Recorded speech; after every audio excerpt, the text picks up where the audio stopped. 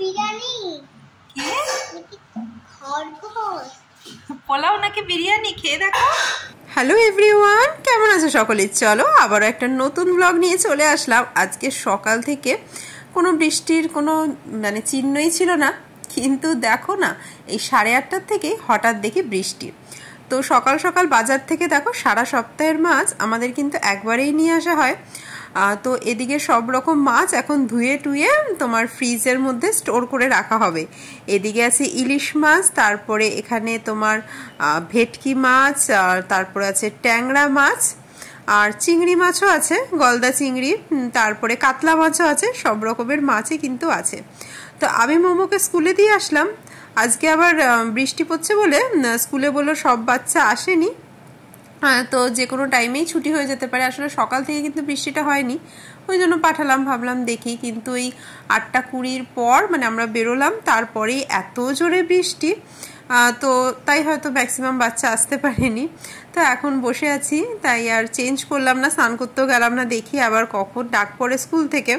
তো কিছুক্ষণ পরই ফোন আসলো যে নিয়ে যান, আজকে সেরকম বাচ্চা আসেনি। যখন মোমোকে স্কুলে ছাড়তে যাচ্ছিলাম বৃষ্টির নামগন্ধ ছিল না, কিন্তু যখন আমরা বেরোলাম তারপরেই বৃষ্টি শুরু হয়ে গেল। ওই জন্য এখন স্কুল থেকে ফোন এসছে যে নিয়ে যান, বাচ্চা একদমই আসেনি স্কুলে।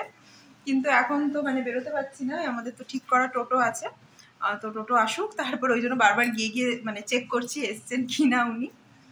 তো গিয়ে নিয়ে আসবো। দেখো শুধু শুধু বেকার হলো আজকে পাঠানো স্কুলে।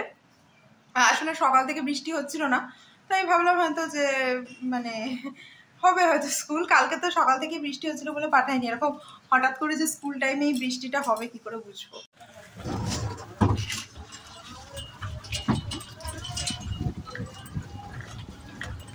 ছুটি হয়ে গেল আজকে স্কুল?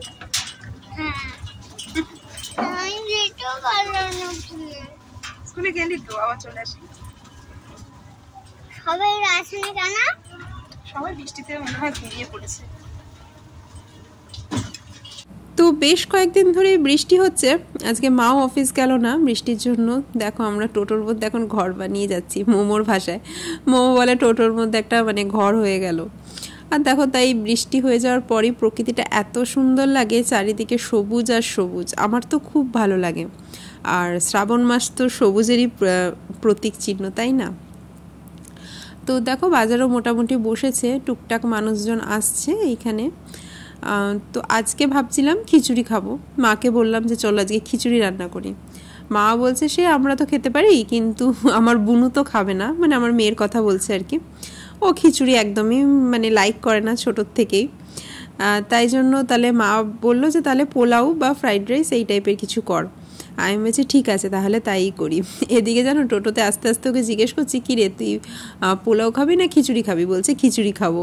এদিকে বিশ্বাস করবে না, খিচুড়ি যতবারই বানিয়েছি, যত টেস্টি করেই বানাই না কেন, ওকে দিলে ও একবার মুখে নেবে, দিয়ে বার করে দেবে।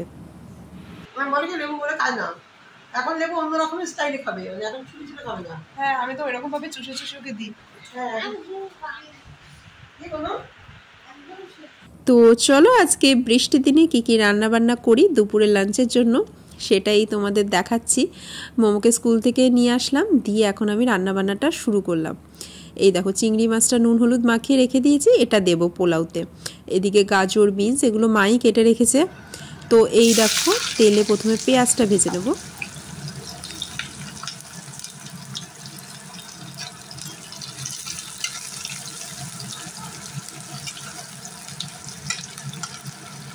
এমনি ফ্রাইড রাইস করলে পেঁয়াজ দিই না সাধারণত, কিন্তু তোমার চিংড়ি মাছটা দিলে, চিংড়ি মাছ ডিম এইসব দিলে তখন কিন্তু পেঁয়াজটা দিতে হয়, তাহলে বেশ ভালো টেস্ট হয়, তাই না? তো এগুলো আগে আমি ভেজে তুলে নেব, তারপর কিন্তু আমি চিংড়ি মাছটা ভাজবো। চিংড়ি মাছটা ভাজলে যেহেতু কড়াইটা একটা কীরকম হয়ে যাবে, লেগে লেগে যাবে, ওই জন্যই। তো এদিকে দেখো আমি দেরাদুন রাইস দিয়েই বানাচ্ছি, গোবিন্দভোগ চাল না। তো এটা আগে ধুয়ে নিই।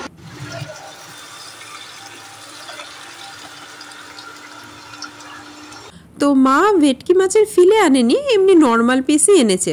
তো সেটাই কিন্তু আমরা একটু ফিশ ফ্রাই টাইপের ভাজা করে খাবো। দেখো এখানে ধনে পাতা, কাঁচা লঙ্কা, তারপরে রসুন এই সব মানে মিক্সিতে পেস্ট করে একটা মিশ্রণ বানিয়ে নিয়েছি। তো এগুলো দিয়ে বেশিরভাগ পেটির মাছ নিয়েছি আর দুটোই গাদার মাছ। তো একটু মানে নুন, হলুদ আর লেবুর রসও দিয়ে দিলাম। সেই দিয়ে এখন ভালো করে ম্যারিনেট করব। ম্যারিনেট করে এটা এখন মানে রেখে দেবো। আগে পোলাওটা করে নিই, তারপর খেতে বসার সময় গরম গরম এগুলো ভেজে নেব, তাই না? তো ফিলে করলে আবার অনেকটা মানে ওজন করে অনেকটা বাদ চলে যায়, দামটাও মনে হয় বেশিই পড়ে। মা নর্মাল মাছই নিয়ে এসছে, অবশ্য মা জানতোও না তোমার যে মানে ফিশ ফ্রাই করবো বা কিছু, তো এমনি নর্মাল খাওয়ার জন্য নিয়ে এসছে। তো তার থেকেই কয়টা এরকমভাবে একটু ভাজলে টেস্ট তো একই থাকবে, জাস্ট একটু মানে কাটা বেছে তোমাকে খেতে হবে এটাই। আর ভেটকি মাছে তো খুব বেশি কাটা হয় না। তো চলো এই যে এরকমভাবে মাখিয়ে আমি এখন এটা ফ্রিজের মধ্যে রেখে দিচ্ছি। ওদিকে আমি গাজর বিনস যেটা ভাজছিলাম সেটা একটু চাপা দিয়ে রেখেছি। আর আজকে মা যেহেতু অফিস যায়নি, মোমো তো মার কাছেই বসে আছে, দিদুনের কাছে। তো দেখো এটাও মোটামুটি ভাজা হয়ে যাচ্ছে। খুব বেশি নরম করলে তো ভাল লাগে না, তাই না? তোমার ফ্রাইড রাইস বা পোলাও যাই বলো। তো এই জন্য মানে হালকা হালকা ভাজবো। তারপরে এই দেখো সরিয়ে ডিমটা মাঝখানে দিয়ে দেবো। আর এই প্রসেসে কিন্তু আমি মানে শিখেছি তোমার গাজর ওগুলো না ভাজা তুলেই মাঝখানে ডিম দিয়ে ভাজাটা। এই যে মা, তারপরে মানি, ওরা চাউমিন রান্না করার সময় এরকমভাবে রান্না করতো। আমার ছোটোর থেকে রান্না বান্নার প্রতি একটু ইন্টারেস্ট, তো ওই সবসময় রান্নাঘরে ওদের পিছনে দাঁড়িয়ে থাকতাম, ওরা কি করছে স্টেপ বাই স্টেপ সেগুলো দেখতে থাকতাম। আর আমার তো মানে ছোটোবেলায় খুবই বায়না করতাম, আমাকে খুন্তি দাও, আমি রান্না করব, আমি নাড়বো, মানে এরকমটা ইচ্ছা থাকতো ছোটোর থেকেই আমার। এমনকি ছোটোবেলা আমি সবজিও কাটতে যেতাম বটিতে, মা যদিও ভাগিয়ে দিত। তো চলো এগুলো এখন তুলে নেব। তারপরে আমি কড়াইতে তেল দিয়ে চিংড়ি মাছটা ভাজবো। আর সেদিনকে বেরিয়ে বৃষ্টিতে ভিজে আমার কি বলবো, এত কাশি হয়েছে। মানে কদিন তো পুরো মানে জ্বর, মানে টেম্পারেচার আমার দেখেছি সেরকম তোমার জ্বর হয় না, কিন্তু মানে শরীরে এমন ক্লান্ত ভাব লাগে, আরও যা যা সব সিমটম, সব জ্বর হলে যেরকম হয় ভাইরাল ফিভার। তো আমি তো 3-4 দিন ওষুধ খেলাম, সেগুলো তো আর এখন তো ঠিক আছে শরীর, কিন্তু এই কাশিটা কিছুতেই যাচ্ছে না। আর এত হঠাৎ করে কাফ জমে গেছে কি বলবো। তো চলো এই দেখো তেলের মধ্যে আমি এই সব গরম মশলা, গোটা গরম মশলাগুলো ফোড়ন দিয়ে দিলাম। তারপরে এর একটা মানে বেশ সুন্দর গন্ধ হবে।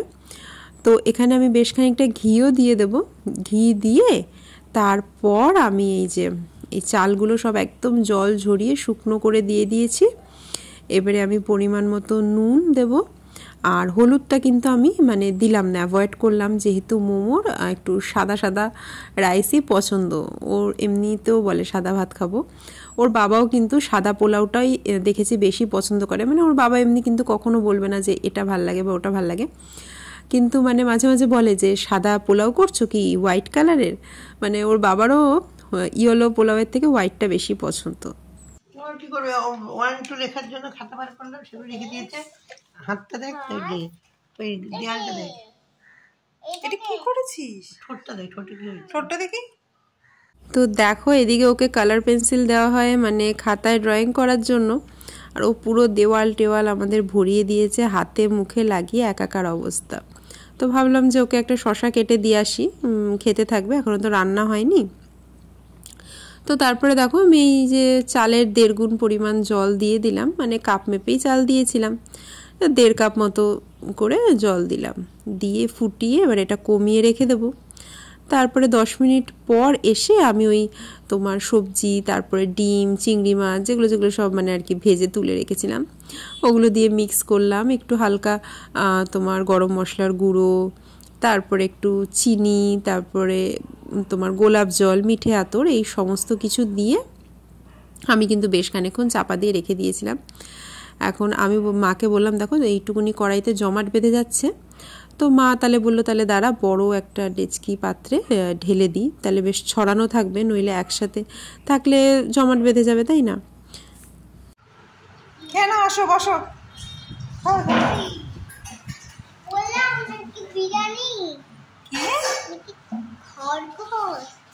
পোলাও নাকি বিরিয়ানি? খেয়ে দেখো, দেখো খেয়ে। এটা পোলাও।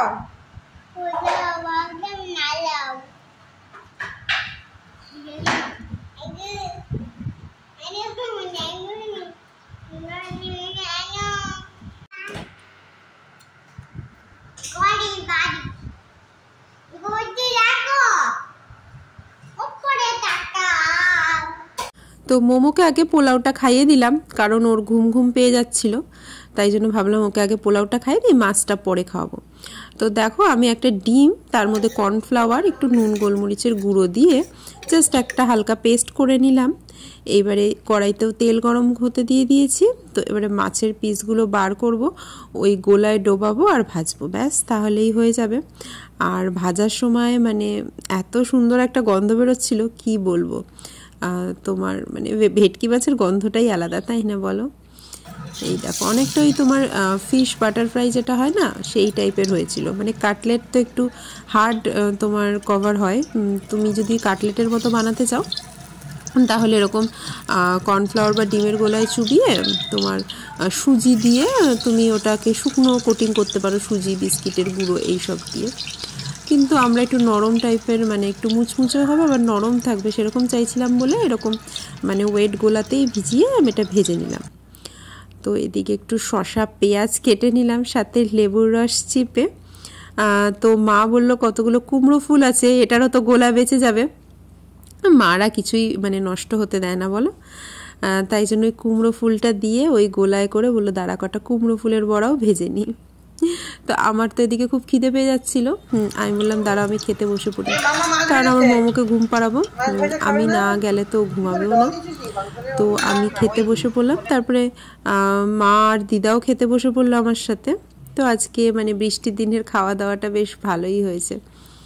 আগেও মা বরাবরই এরকম দেখতাম, তোমার ওই চিলি চিকেন করে তোমার যে গোলাটা থাকতো না ডিম আর ইয়ের, মা সেটা কিছু না কিছু দিয়ে ভেজে, মানে মার একটা মানে অপচয় মনে হয় কি যে ডিমের গোলা নষ্ট হবে ফেলে দেব।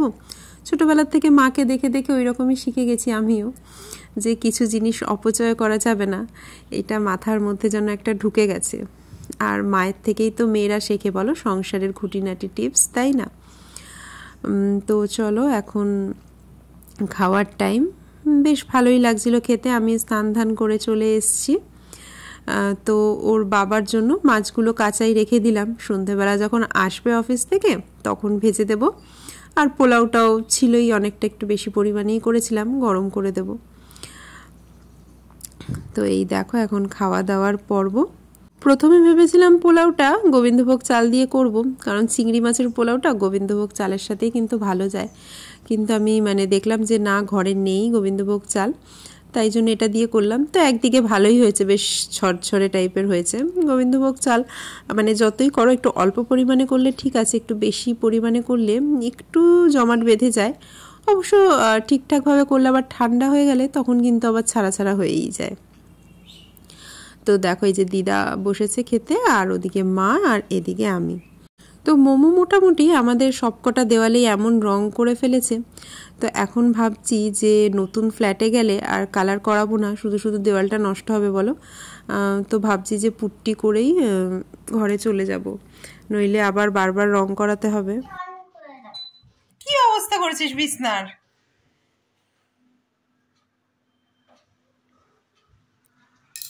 এসে এসিটা চালিয়ে দিলি? তো এখন আবার ঘুমানোর টাইমে দেখো ওর এখন ড্রয়িং করার ইচ্ছে জেগেছে। তো এটা করে নিই, তারপরে সব গুটিয়ে একে ঘুম পাড়াতে হবে।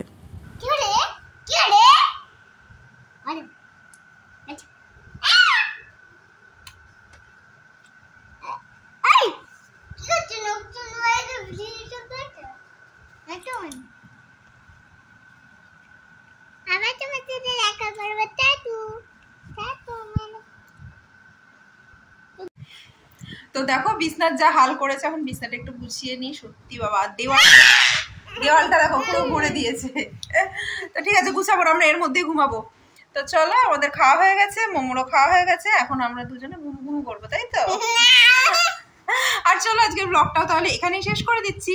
তোমাদের আজকের ভিডিওটা কেমন লাগলো অবশ্যই জানিও কমেন্ট করে। আবার দেখা হবে নতুন একটা ব্লগে। সবাই খুব খুব খুব ভালো থেকো, টাটা।